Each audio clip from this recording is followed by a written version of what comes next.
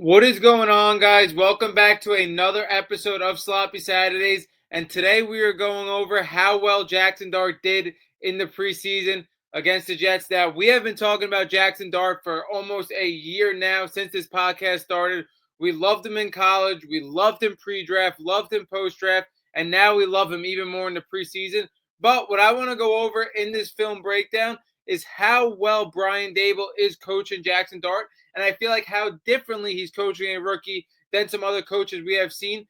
Brian Daboll is trying to get Jaxson Dart extremely comfortable. He is trying to bring his Ole Miss game into the NFL, not the opposite. He's not trying to make Jaxson Dart adapt to the NFL. He's trying to make Jaxson Dart comfortable. We have seen in this preseason game a lot of up-tempo, a lot of easy screens, some 5 wide, exactly what Lane Kiffin was doing at Ole Miss with Jaxson Dart. This is how Brian Daboll is getting him comfortable in the NFL preseason. We're going to go over all of it, and we're going to go over how Jaxson Dart absolutely exploded. Let's get right into it. Now, bear with me. There's going to be some pauses. This is the first time I have ever did a film-type breakdown, but here we go. Jaxson Dart's first play. He comes in for Russell Wilson here in the middle of this drive cold. And what does Brian Daboll do? Set him up with a nice screen pass. Great play design. Blockers out front. Very easy confidence throw for Jaxson Dart here. Here comes the next play. Play action into a comeback route. I actually like that play design there. That was just misexecuted. Here comes the next play. Jaxson Dart showing his mobility. There was a lot of green grass in front of him there. He just gets tripped up. Next play, this is a jump ball. This was a little bit of a dangerous throw. I thought this was his worst throw of the game. Now here comes the next play. What do we got? Another nice screen pass for him. A confidence-building throw. This is a big gain from the running back. 5 wide up tempo. Look at him. 20 seconds in the shot clock. Looks off the safety. Puts him there. Next play here. Very easy comeback route. Just a simple throw there. Here comes the next throw. Another out route. Take it with the defense giving him first down. A little bit of a lax coverage there. This is the best play, obviously, of the entire game. He fakes the pitch, ups the seam for a touchdown, throws an absolute dart, no pun intended. Look at the fake pitch. Look at the linebackers going to the right.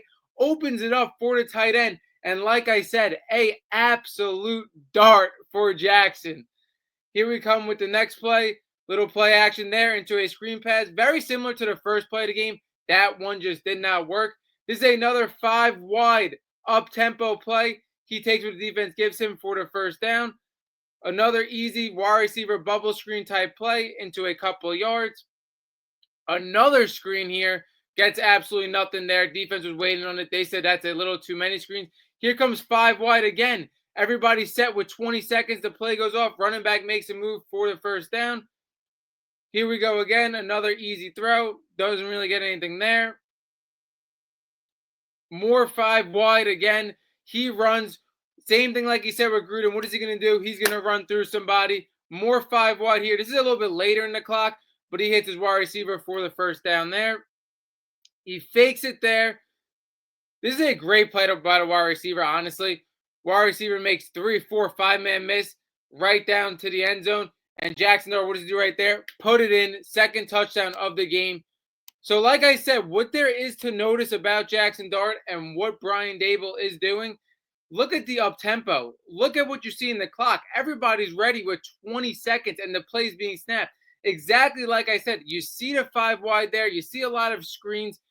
Everything that he was doing at Ole Miss, he's bringing to the game now. Now, the question is, should Jaxson Dart be started in week 1? I personally still say no, because if you look at everything Jaxson Dart is doing in the preseason with this up-tempo, I mean, we saw a guy like Evan Neal being absolutely gassed. The problem with this up-tempo game is it's working in the preseason because the Giants have the advantage.